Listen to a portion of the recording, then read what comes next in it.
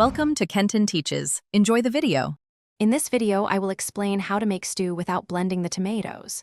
First, select high-quality, ripe tomatoes such as Roma or San Marzano varieties. Wash them thoroughly, then carefully remove the core and any blemishes.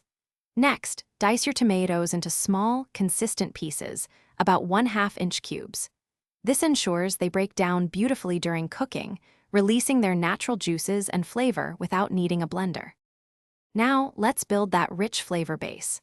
In a large pot, sauté your diced tomatoes with finely chopped onions and minced garlic. Cook this mixture over medium heat for about 10 to 15 minutes, stirring occasionally until the tomatoes begin to soften and release their liquid. For an even deeper tomato essence, stir in 1 tablespoon of good quality tomato paste. This step is crucial for developing a robust, unblended tomato flavor. Once your tomato base is fragrant, it's time to add the other stew components. Introduce your chosen meat, cut into 1-inch pieces, and hearty vegetables like carrots and potatoes. Pour in enough beef or vegetable broth to just cover everything. Bring the stew to a gentle simmer, then reduce the heat to low. Let it cook slowly for at least 2 to 3 hours, allowing the flavors to meld and the tomatoes to naturally break down, thickening the stew beautifully. As your stew finishes simmering, give it a taste and adjust the seasonings.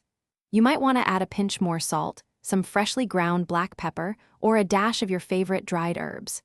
Just before serving, stir in a handful of fresh, chopped herbs like parsley or basil for brightness. Let the stew rest off the heat for about 10 minutes.